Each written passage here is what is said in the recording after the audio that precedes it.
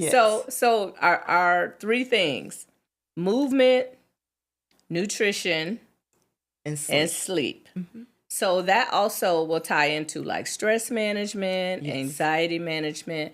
Okay, so at what point, if we're doing these things and they're not working, that we need to seek professional help?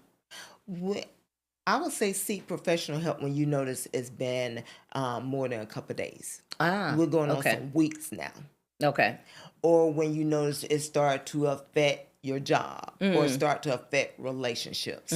Those are good signs that I need to reach out and get some help. Okay. Okay. Just don't sit there and struggle with, oh, it's going to go Yeah. away. No, Yeah. if it's weeks, kind of ask yourself, will you go without seeing a doctor if you had a headache for 2 weeks? Yeah.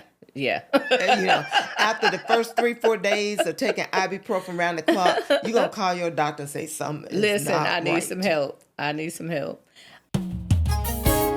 Life keeps changing, and I keep aging. Turn my stress into blessings. I'm here to share my lessons.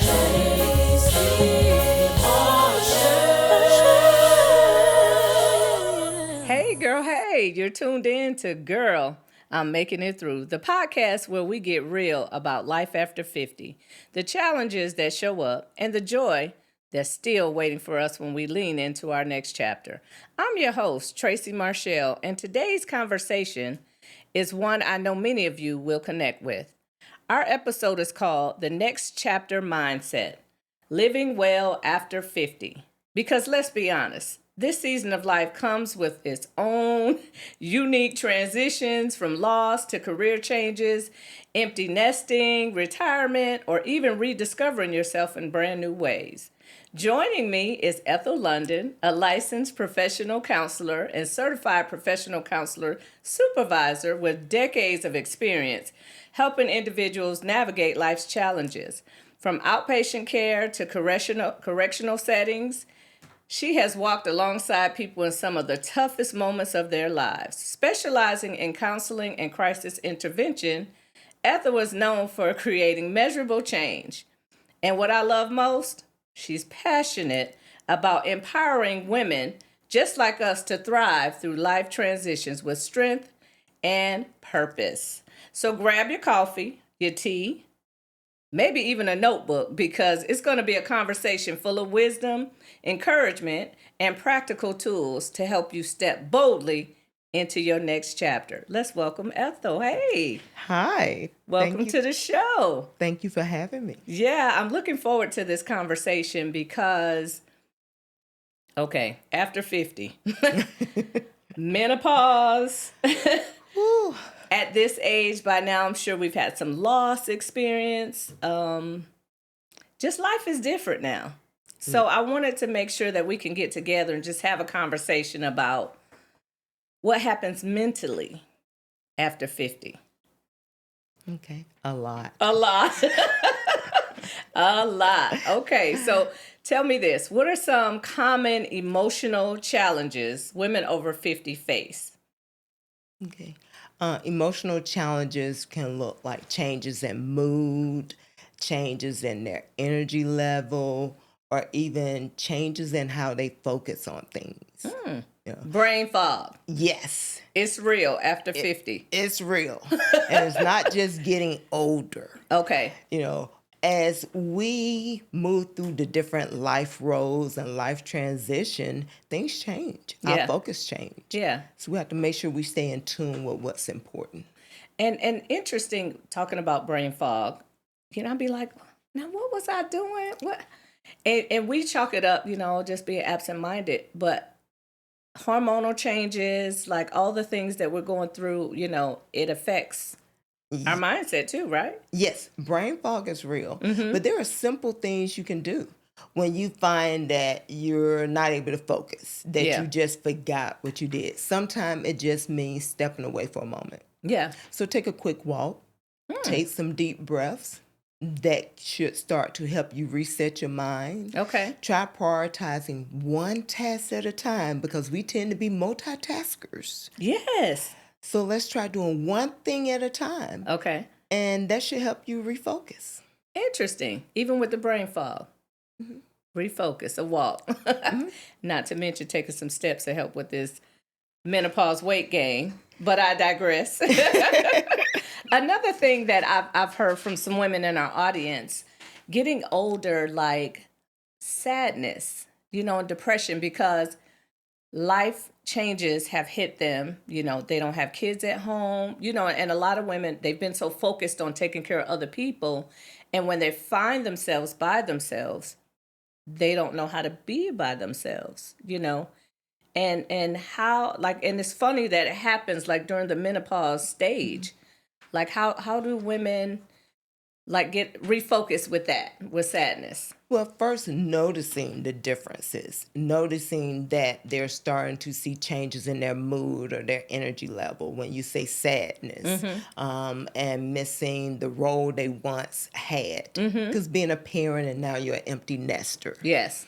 So the first thing you can do is remind yourself what's important. Where you at right now.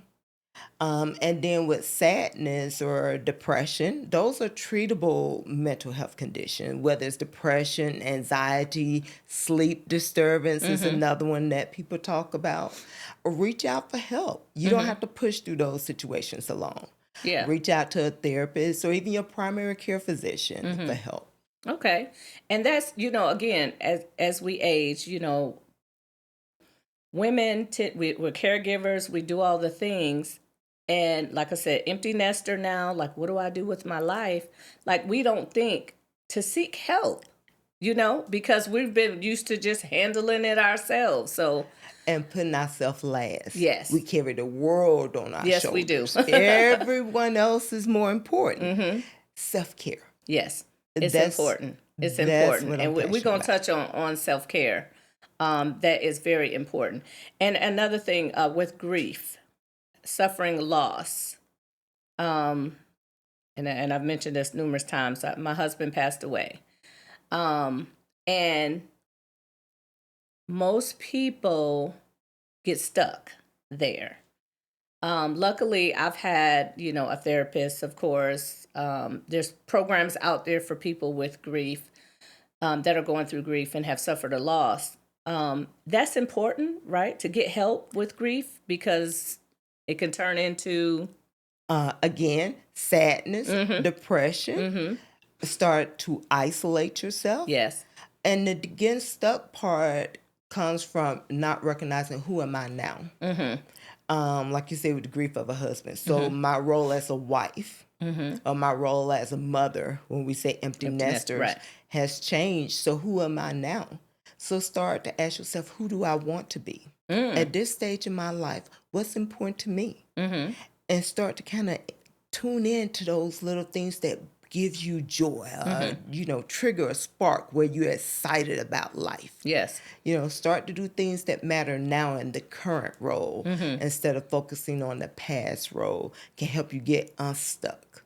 Okay, so that's some good advice. And as we mentioned, seeking help is very Yes. important. And I have no shame in saying I have a therapist, and we talk about everything, just to help refocus, help, give me some steps and some coping skills. Is that kind of what your role is as a therapist? Yes, as a therapist, we don't solve your problems. We help you create tools and gain tools and knowledge to solve your own problems. So when you say seeking help from a therapist, talking, identifying what's wrong, what's making you feel a little off. Okay. What have you done in the past where it helped you get back to feeling like yourself and kind of reconnecting with that. Okay. A therapist can also help you kind of pinpoint, is it more than just, oh, I'm feeling off today? Is there some underlying issues that haven't been addressed? Because sometimes we put ourselves and our issues and things that's bothering us on the back burner and bury them down deep until they can't be pushed down anymore, and then it erupts. And that's when you need to get help. But some people, because of the stigma, don't want to talk to a therapist. So what you're doing right now, talk to your best girlfriend. Oh, yeah. Get your okay. support system. Whether that's a support group out in your community, support group at your church, there are all type of social support groups where there's others going through what you're going through. That's the benefit of group therapy, being in a group. You don't feel alone. And that's another way to get help. And that leads into like women establishing a new normal. Yes. A new normal. So finding out what's your purpose now? What's my role now? What things make me happy now? And laying the foundation. I know one of the things I did, I wrote a lot during that period. And I did do some group therapy as well. But I wrote a lot and just put things on paper. And then I was like, okay, there's nothing I can do to change what happened, but I can decide that I want to move forward in a more fulfilling way. Yes. And when you say put it on paper, you're referring to journaling. Journaling, exactly. And journaling is a good way to get out things that maybe you didn't even realize you felt. Because sometimes when we journal, we just start writing and it just flows. Yeah. And I always tell people when you journal, don't try to correct it for grammatical errors. Just write. Yeah. Because that's your real feelings and emotions coming out. But journaling is a great way to get out your feelings and reconnect to what you feel, what your thoughts are, what's causing you to feel a certain way.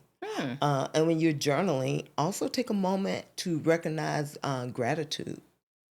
You know, what's one thing I'm grateful for today? Ah, that's a new one. Yeah. Because you said sadness. So how can we shift the sadness into positivity? Okay. By looking at what I'm grateful for. Okay. Yeah. And another thing was like affirmations, having affirmations for the day. That was another thing that kind of, propelled me to get out of the rut, I guess. Yes. Of feeling a certain way. So one thing I've done with clients in the past when they say they feel stuck, hard to get up, is tell them to write something positive or affirmation on a stick and put in their bathroom mirror. Because what's the first thing we do each morning? We go to the bathroom. Brush our teeth. Yep. Out of sight, out of mind. So let's remind ourselves, even if it's something simple as just a smile. Yes. Or even put some on your bedside, your nightstand, a positive saying, a quote. So when you turn over, you got something reinforcing that positivity. I wrote on my mirror with a dry erase marker and changed it every day. So I did do that. Now let's switch gears a little bit, right? You and I are the same age. And the nasty word menopause. Yes. I don't know where you are in the journey, but I'm there. We are there. And talk some about how like menopause affects your mood, anxiety. We already talked about the brain fog, mental clarity, hormonal changes. Like how does menopause play a role in the physical symptoms? All of it. Give it to us, Ethel. Give it to us. So menopause can affect us physically. Which it does. often trigger how we see ourselves. Ah, okay. Because if I'm feeling sluggish or my pants are fitting tight, we say the menopause belly. Yes. That nobody want to talk about. It's, again, one thing that I find. When you move a lot, you start to feel better. Yes. So you notice I always suggest taking a brief or short, quick walk. So when you say the physical signs of menopause, that's going to be in your movement. Let's get to moving. Okay. I think once you move, you'll start to notice your energy comes back up. Also, and your mind calms down. Yes. Yeah. And from a kind of emotional standpoint, think about a basic mental health toolkit. I would say have movement, good sleep, and nutrition. Okay, so let me stop you right there. You hit on to movement. We got it. Check. Sleep. Yes. It escapes me. Like that, I have to have maybe 4 or 5 nights of terrible sleep to be just like, gosh darn it, I need some sleep, to finally just get a good night's rest. Yes. That's due to menopause? Yes, Menopause can cause sleep disturbance. Yeah. And that's why I say you have to think about, let's get a good night's sleep. That's going to reset our mood or restore us to a good mood because you're rested. Movement help release tension. That's why I always suggest going for a walk. And then a balanced meal, that's for the brain. Balanced food fuels our brain. You know, we say that doctors say make it colorful. You know, Yeah. your The greens rainbow. and- Yes. yes. The rainbow colors on your plate. Yeah. So during menopause, I think nutrition, I think movement and sleep are essential to help you with Those those three physical things. conditions. Yeah. And I've recently switched my diet. You know, I'm trying to do more natural, more plant-based. Just because there's so much stuff in our food now, like you don't know what you're eating and what it's doing to your body. Yes. So I've been trying to do that. And not just that, like changing even detergents and, you know, to just go more plant-based or natural to try to stay as healthy as possible, especially during this phase. Because, like, it seemed like menopause just be punching us in the stomach. Like, what? Good night, Irene, my dad used to say. Like, come on. Yes, you feeling good one day and nice, and the Yeah. next day you're waking up and you're like, Exactly. Exactly. or you're nice and comfortable. And then you feel like you're burning up, and you better have that And then I'm fan in the soaking back. wet from the night sweats Yes, and but all of them that fans that craziness. is just not for the dance. Right. Yes.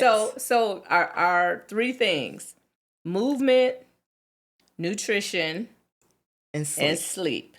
So that also will tie into like stress management, Yes. anxiety management. Okay, so at what point, if we're doing these things and they're not working, that we need to seek professional help? I would say seek professional help when you notice it's been more than a couple of days. We're going on okay. some weeks now. Okay. Or when you notice it start to affect your job or start to affect relationships. Those are good signs that I need to reach out and get some help. Okay.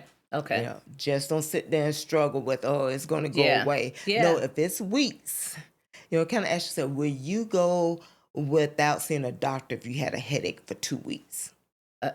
Yeah. And, you know, after the first 3-4 days of taking ibuprofen around the clock, you're going to call your doctor and say something is Listen, not I need right. some help. And another question I wanted to ask, and this came up in a conversation about how women can talk to their loved ones about mental health impact, you know, of menopause without feeling dismissed, because that's another, oh, it's just, mama, you just going through the change, you know. But it's real. Like the feelings that we're having are real. I am stressed out. I can't sleep. I am having hot flashes. Like those are real things, but people are very quick to, oh, you're just going through the change, you know. What's a good way for a woman to like help their loved ones understand? Well, I think this conversation. Yes. I think we're a generation where we're more openly talking about it than previous generation, where it was a secret or Yes. something talked about in the back room. Now we're at the kitchen table, we're at the dining room table, we're at the cafe table, wherever Right. we're at, we're talking about it. So I think being more open about it helps. Another way to get family to see that what you're going through is real is explaining it to them. You know, they say, oh, your mood just changed. And you say, well, I noticed that lately too. Yeah. Instead Don't of get just- defensive instead of getting Yes. defensive about it. Because, you know, people are dismissed. Oh, it's just hormonal. It's, you know. And a follow-up could be, okay, yes, it is hormonal, but listen, I need you to understand this is what I'm going through. So I think how we react to someone Yes. being dismissive also plays a role in helping them understand it more. And understanding that hormonal shifts are real and Yes. could be signs of other underlying things. Okay. Again, another reason to reach out for help. And so it may not just be menopause. It could be other things. Yes. Health like diabetes, high blood pressure. All those also have similar symptoms too Yes, because You when know, you're stressed, yeah, you yeah, know, you stress and you're worrying about it so long, or all these hot flashes, or you're worrying about sweating through your clothes or whatever. So now you trigger and you got high blood pressure. ah, So yeah, that's why I say yeah, hormonal shifts can affect other things. That's why it's important, again, when it's gone on more than a couple of days. okay, If you're weeks into it, if you notice it's again affecting how much work you get done, or your relationships, you're snapping at everybody in the house and they running around hiding from you. I might need right, some right, help. right. Like we gotta get mama some help quick. Yes, those are the times. And I would say reach out, Yeah. get some help. So we'll switch gears again too. Finding joy and purpose in this second half of life. Some of the things that I have done. I started traveling Okay. by myself, and I enjoy it so much. Do more of it. Yes, I after my husband passed, I went to Hawaii and took a 7-day cruise of the Hawaiian Islands by myself. First time ever, like, vacationing alone. And I got so much out of the trip. Several things happened. The ship broke down, like it was just a bunch of stuff going on. But I went there just to recenter, to get my thoughts together about where do I go now. And I got everything I needed. And since then, I've probably been, it's been a year and some change with my husband, maybe 4 times. I've Because, gone on cruises by myself. and I applaud that. That's Yes. great. You did Yeah. exactly what you should have done. Yeah. You recognized the one thing that sparks joy, and you did more of it. Oh, okay. Because my question was going to be, how can women discover their sense of purpose, Yeah. in this phase of life? The children are gone, maybe thinking about retirement. Like, what are some things that, how do we get to that place, And that's finding things that sparks joy. Yes. Or something that make you feel like there's purpose. Yeah. So those little things, find something that gives you joy, joining a club, finding a class you've been interested in. Maybe there was a hobby you used to do that you stopped doing because life just got busy. Yeah, Life be lifing. Right. So can we go back to pottery if it was pottery? Ah, okay. Let's go back to doing pottery. Yeah. Maybe I didn't have time to do my book club anymore, which gave me girlfriend time because I was always doing cheerleader practice or football practice. Right. So now I'm going to rejoin my book club. Or I haven't talked to my neighbor, and I used to just enjoy talking about gardening. So I'm going to reconnect. Do those little things that maybe you haven't had a chance to do that okay. you remember brought you joy. Let's circle back around and do those things. Okay. And now in this phase of life too, like friendship, I've noticed, how important it is to have some partners, to hang out with, because, we're all experiencing the same thing, empty nester, whatever the case may be, menopause, all the things. But having a village and friendships, how important is that? Because a lot of people find themselves alone, during this phase of life too. And how do they re-engage, I guess, with how important is, get back into the community and friendships.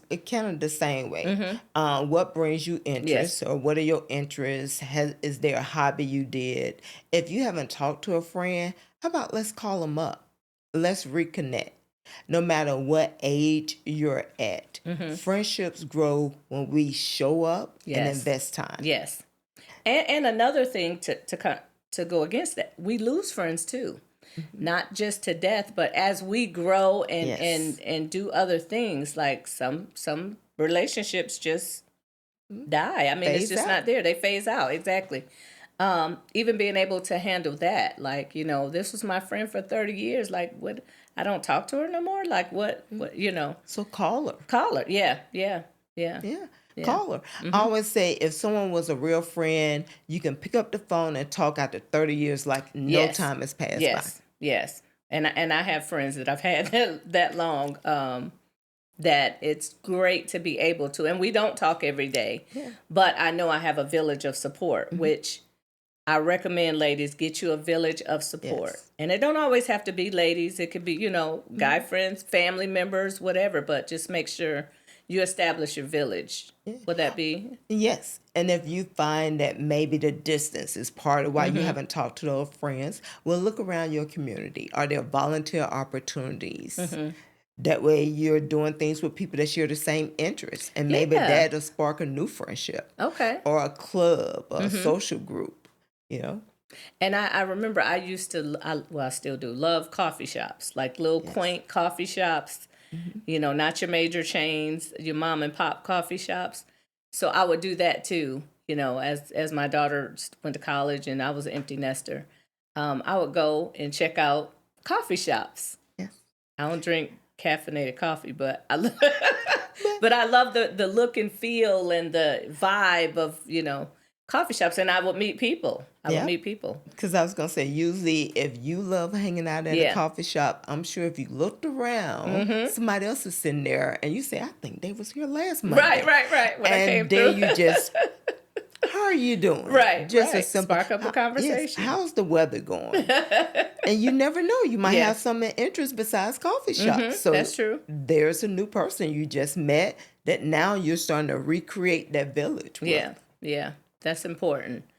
Another issue, and a lot of these questions I'm throwing out there are questions that people have talked to me about during this phase. And one of the issues is feeling guilty about regretting, things that they didn't do early in life, or, like how does one get out of that little funk of, it's like, well, you can't change what happened in the past. All you could do is try to do better moving forward. But it's a real thing for people to get stuck there. Yes. I always say life is full of chapters, not mistakes. Got you. Okay. Oh, I got to write that down. Because it's for real, I'm writing it down. Please do. It's the different chapters in our life. And I would say don't focus on what didn't happen, but instead look at what can happen now. I always say you can't move forward if you're always looking behind you. That is so true. And it'd be the simplest thing. You think, what thing? That's all I had to do was look forward and not, Well, just think about it. I always say if you get stuck, think about what would happen if you was in your car constantly staring out your rearview mirror. You're going to run over something or miss something ahead of you. So that's how your opportunities... dropping them gems. Okay. That's your opportunities. And then reminding yourself, what did I learn from the things that I'm holding on to regret to? If you reflect and look back at what can I learn from that experience and open your mind up to new possibilities and a little forgiveness. Yeah, that's another thing. Like being able to forgive yourself for the mistakes that you've made in the past or the things you didn't accomplish. I mean, if we sat down and I'm sure everybody got a list. Can't do nothing about it. It's already gone. Only thing, like I said, moving forward. Figure out how you can move forward. Well, I always tell people, put it in perspective when you look back. If you change one thing, you change everything. Okay. So if you say, oh, I like the house I'm in and I like my car, but I wish I had a different job. So if we go back and take you out of the job, you got to give away everything that you've attained by working at that job. Because remember, if we change one thing, it's like a domino effect. Okay. So just an idea to stop people from focusing on something they didn't do in the past. Yeah. Because I always ask them, how do you feel about right now? What are some things you like about your life? And then I say, okay, did you get all of these things after that point? So are you okay with giving away all of this? And they usually say, why? I said, well, you said you wanted to go back to that moment and make a different decision. If you make a different decision, you won't None of these would have happened. Now, makes perfect sense. See, and that's the thing. Sometimes you just need to bounce these things off of people, and that's why it helps to have your village or good girlfriend, therapist to help you get to support system. Exactly. We talked about affirmations and journaling, and what are some daily shifts, that can help women embrace joy? I like gratitude, Okay. especially if it's someone, and I say depression. If someone or sadness has been dealing with depression and sadness, feeling stuck, had a life change or transition, and they don't see where they're going. Obviously, start with identifying maybe at the end of your day, what is one thing you're grateful for? Okay. Just one thing. And if you do that every day, you'll start to recognize there are some positive things happening in your life. Because usually when people are stuck, they think they're not changing, they're not moving, nothing's happened to me. Right. But if you look back over 5 days and you wrote down 5 things you're grateful for, something had to happen. Little consistent things like that will Yeah. help positivity grow because you're changing your perspective, kind of changing your mindset. Okay. So I Yeah. like gratitude to help people when they feeling stuck or don't see how they may change. Okay. Yeah, definitely add that to the let's see.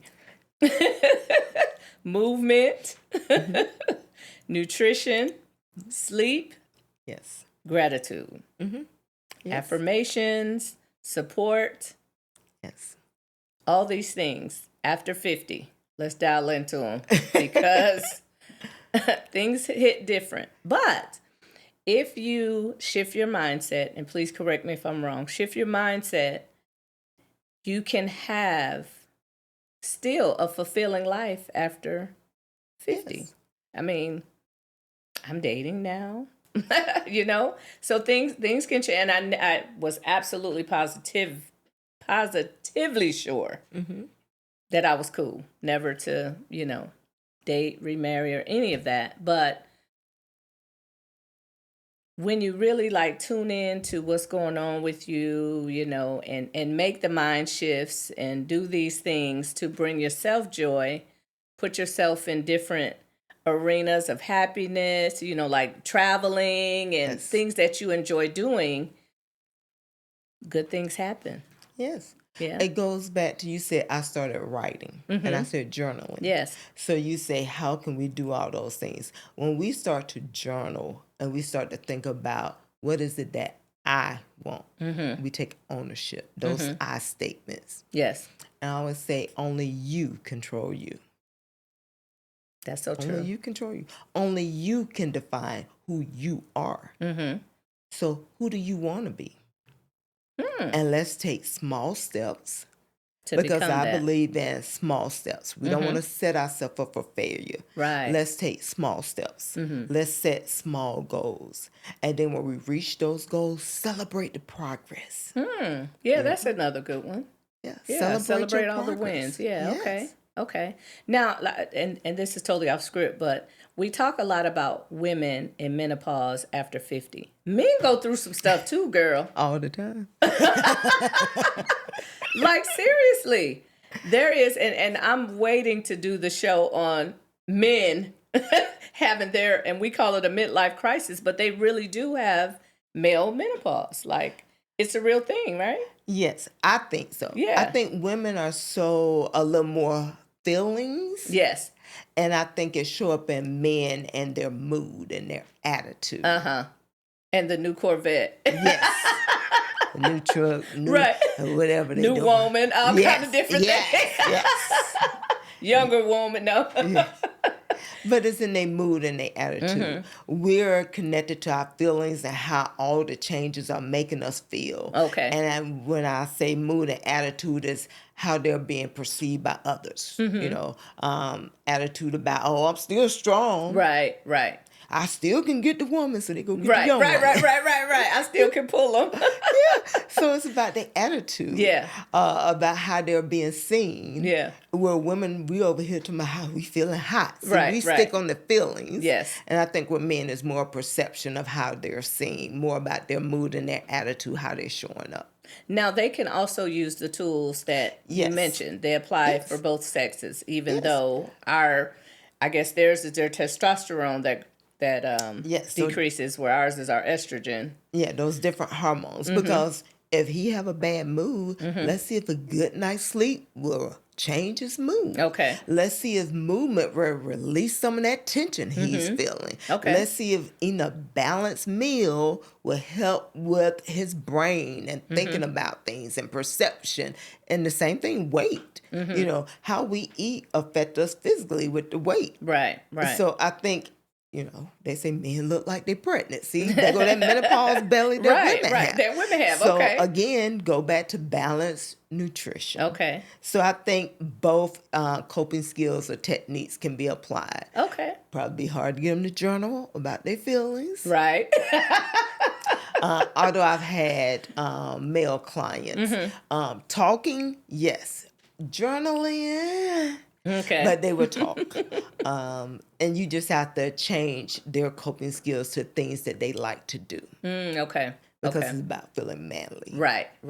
Okay. Well, see, guys, listen.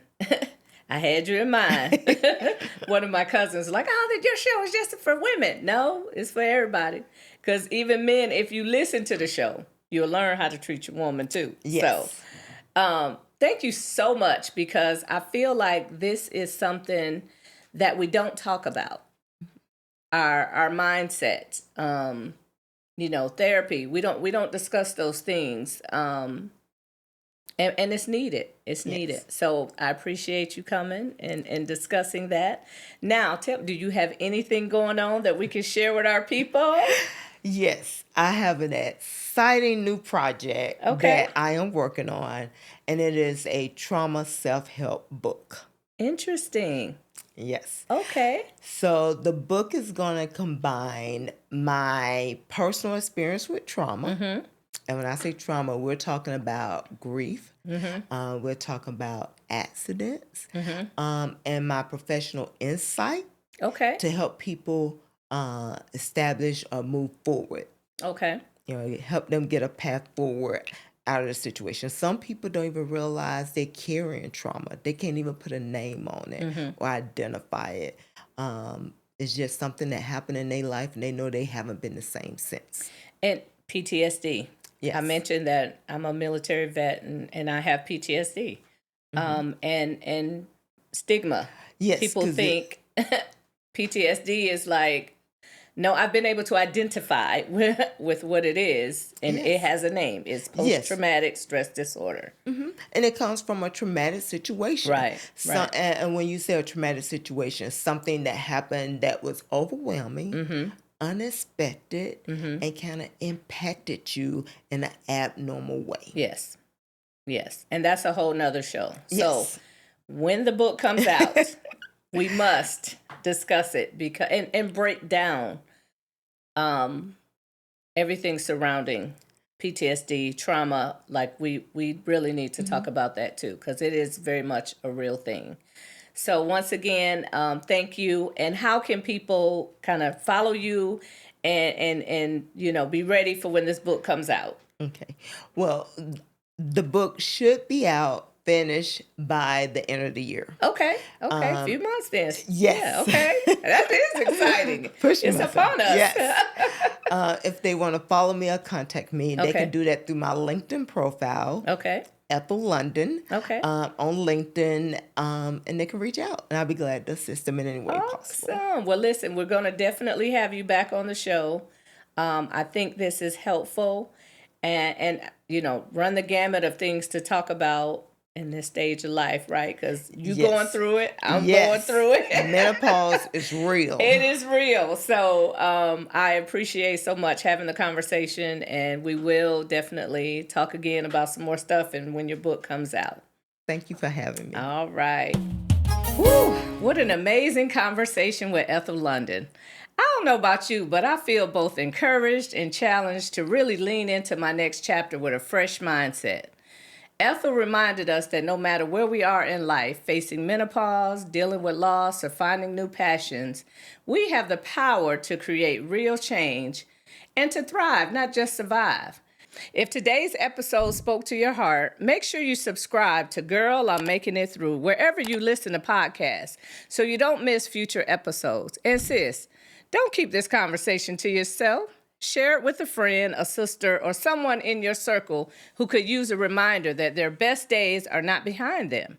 Remember, this season is about living well, embracing joy, and stepping confidently into the woman God created you to be. Until next time, keep making it through with courage, grace, and a whole lot of faith. Tracy Marshall out. Life keeps changing, and I keep aging. Turn my stress into blessings. I'm here to share my